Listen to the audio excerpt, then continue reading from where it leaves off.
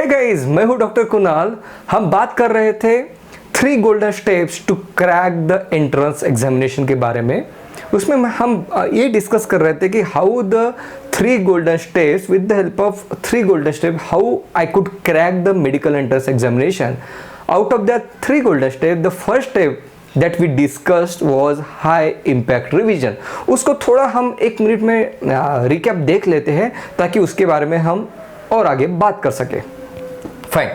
सो हम क्या देख रहे थे कि कोई भी आप टॉपिक पढ़ते हो, वो पढ़ने के बाद फॉर एग्जांपल 2-3 हफ्ते बाद, 1 महीने बाद वो थोड़ा धुंधला सा हो जाता है, आपके मेमोरी में फेड होने लगता है। But the good news is उसमें से कुछ पॉइंट्स रहते हैं जो आपको याद रहते हैं, राइट। तो हमने ये प्लान किया था कि that it will be that you will be going to decide that what exactly these points will be, what exactly the points your brain should remember, right? So इसी स्ट्रेटेजी के साथ हम बात कर रहे थे कि हमें किस तरीके से आगे बढ़ना है। So हमने डिसाइड किया था कि ये जो 5 to 6 पॉइंट्स जो याद रहते हैं ऑटोमेटिकली, तो हम ब्रेन को फोर्स करेंगे कि तुझे इनको नहीं, तुझे हम जो बोलेंगे उन्हीं पॉइंट्स को याद रखना है। फॉर एग्जांपल दिस पॉइंट्स, फिर हम इन पॉइंट्स को हमने कहा था कि these are the anchor points. ये बुनियाद है उस टॉपिक की। अगर आप इस बुनियाद को ही निकाल दोगे तो ये टॉपिक जो है कंप्लीटली फेल हो जाएगा, इसका कोई बुनियाद नहीं रहेगी, इसका कोई मीनिंग नहीं रहेगा।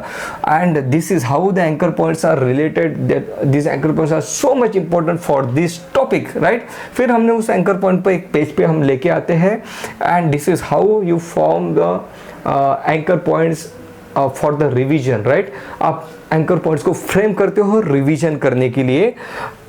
आपने एक पेज को आप 2 कॉलम में डिवाइड करते हो, आप एक के नीचे एक एंकर पॉइंट्स लिखते हो, राइट। आप जो मेथड अभी फॉलो कर रहे हैं वो है register and recall. And what I had advised you कि रजिस्टर करने के बाद आप ब्रेन को बताओ कि इंफॉर्मेशन को किस तरीके से रिटेन करना है with the help of anchor points, and we called it as a high impact revision step. उसके बाद हमने ये भी देखा कि जब आप हाई इम्पैक्ट रिवीजन स्टेप को फॉलो करते हो तो ये जो फ्रंटल ब्रेन की इंफॉर्मेशन है, आप उसको हिप्पोकैम्पस में प्रोसेस करते हो and then you send that information to parietal lobe for to keep that information for a longer duration, right? अब देखो, अब यार काफ़ी स्टूडेंट्स से जो रिप्लाई आया वो था कि सर आपने एंकर पॉइंट्स तो बता दिया, उसका इंपॉर्टेंस भी बता दिया, लेकिन आप कोई टॉपिक लेके हमको समझाइए कि एंकर पॉइंट्स एग्जैक्टली फ्रेम कैसे करते हैं। सो आज हम अभी उसको आगे बढ़ते हैं कि एग्जैक्टली एंकर पॉइंट्स किस तरीके से फ्रेम किए जाते हैं। So let's take the topic for example DNA replication. आपने एक पेज लिया, उसको 2 कॉलम में डिवाइड किया ताकि वर्टिकल रीडिंग में आपको ज़्यादा फास्ट रीडिंग होती है, इसलिए तो आप यहाँ पे ऑब्वियसली डीएनए रिप्लिकेशन का हेडिंग दे दोगे, कोई प्रॉब्लम नहीं है, ओके। उसके बाद डीएनए रिप्लिकेशन किस स्टेज में होता है, आप लिखोगे यहाँ पे S phase. Now important to note that कि यहाँ पे आप ये नहीं लिखोगे कि DNA replication takes place in S phase, no, आप सिर्फ ये लिखोगे कि सिर्फ एस फेज। उसके बाद आप लिखोगे कि what are the enzymes involved in DNA replication. So जो फर्स्ट एंजाइम है for example DNA helicase, right. उसके बाद आप लिखोगे कि कौन आता है, कट करने के बाद सिंगल स्ट्रैंडेड बाइंडिंग प्रोटीन यहाँ पे रहता है, फिर टोपो आइसोमरेज रहता है, right. So you will write down the enzymes, right.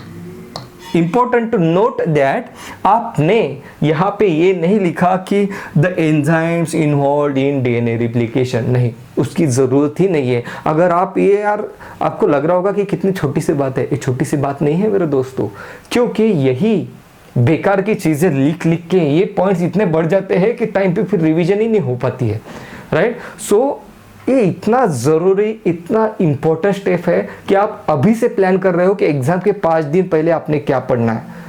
What a strategy it is so, कितना ज़्यादा इम्पोर्टेंट है ये कि आप अभी से प्लान कर रहे हो कि आपको एग्ज़ाम के 5 दिन पहले क्या पढ़ना है उन क्रूशियल आवर्स में, राइट। तो बेकार की चीज़ें यहाँ पे मत लिखना कि enzymes involved in DNA replication. आपको पता है डीएनए हेलिकेज मतलब एंजाइम ही है, right.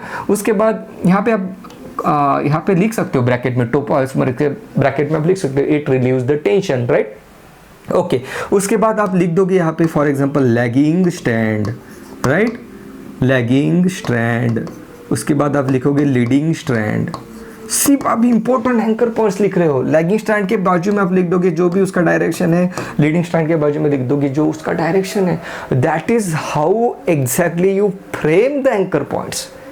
These are the anchor points. मतलब ये इतने सारे पेज में आपका हार्डली 1/4 से भी जो कम स्पेस ले लेगा anchor point. And this is how you need to frame the strategy to revise the subject. आपको फिजिक्स भी रिवाइज करना है, आपको केमिस्ट्री भी रिवाइज करना है, आपको बायोलॉजी भी रिवाइज करना है। उसमें इतने सारे सब्जेक्ट, उसमें इतने सारे टॉपिक्स, अगर आप इसको नहीं फॉलो करोगे दोस्तों, तो जो गलती मैंने मेरे फर्स्ट अटेम्प्ट में की थी, जिसकी वजह से I could not secure the rank, वही गलती आप कर रहे हो। And I don't want you to make that mistake.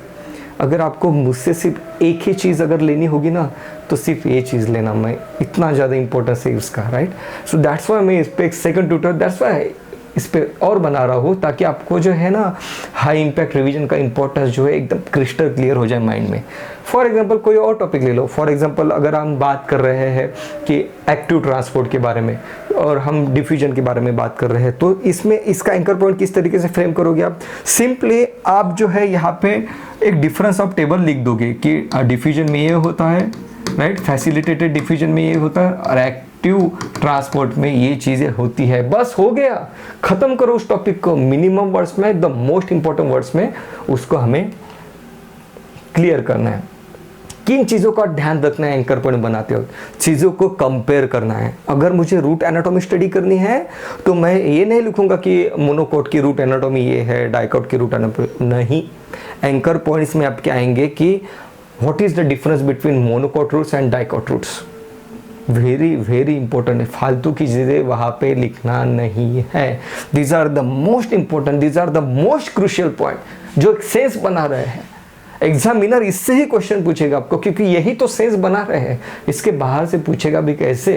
तो यहाँ पे फॉर एग्जांपल उसमें फिर एपिडर्मल सेल रहते, आउटर कवरिंग, हम लिखते वक्त कंप्लीट सेंटेंसेस नहीं लिखना है एंकर पॉइंट्स में। उसमें सिर्फ आप लिख सकते हो कि जब हम बात कर रहे हैं रूट के एनाटॉमी के बारे में कि outer covering is epidermal, bracket में आप लिख सकते हो यूनिसेल्यूलर, राइट, मतलब सिंगल लेयर के वहाँ पे लेयर रहती है। उसके बाद रूट सेल्स आर यूनिसेल्यूलर।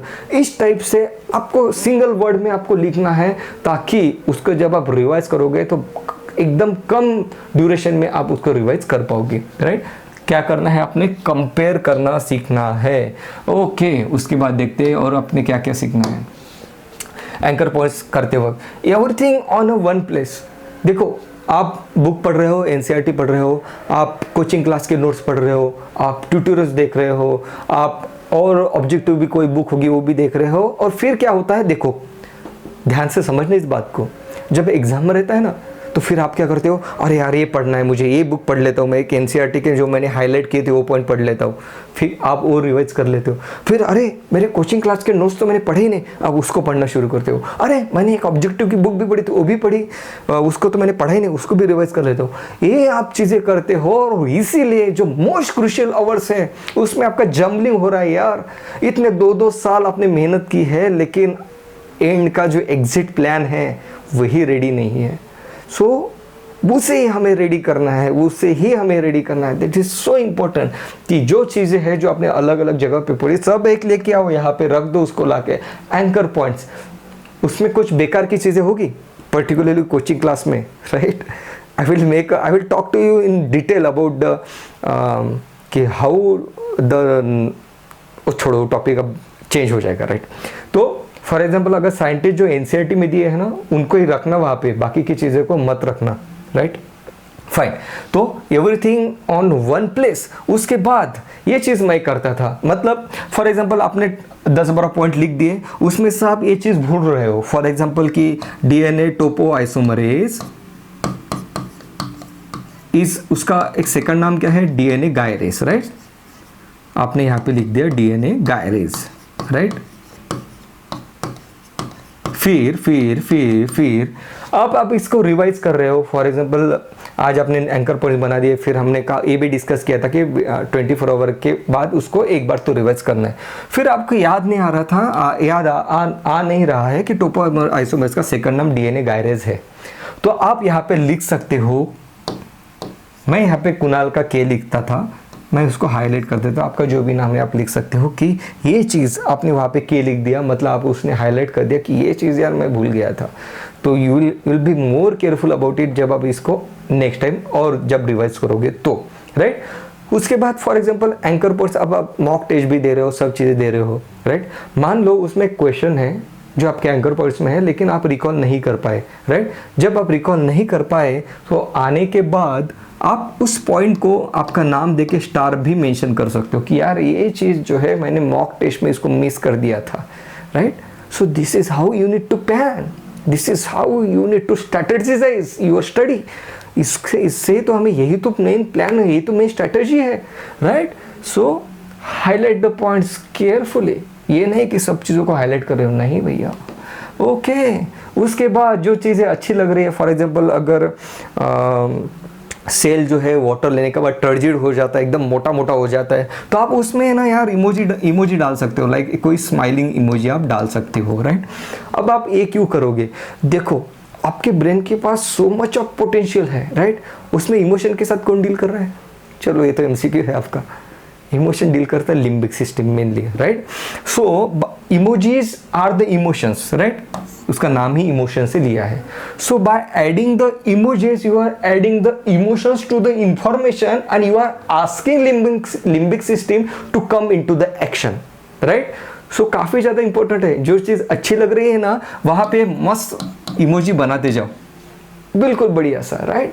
ये चीज़ें बहुत इंपॉर्टेंट है, इसलिए हमने एक सेगमेंट भी शुरू किया है बायोलॉजिकल मेम्स करके, राइट। उसमें हम इमोजी और डालेंगे, आपको रेडीमेड भी देंगे, लेकिन आपकी एग्जाम थोड़ी नज़दीक है तो आप ये खुद भी कोशिश करना। So guys that was about the anchor points, how to frame the anchor points, right.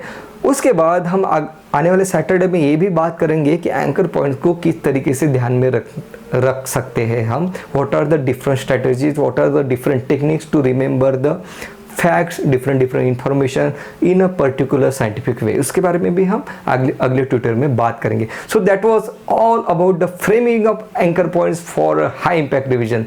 C you on the next video. Thank you so much guys.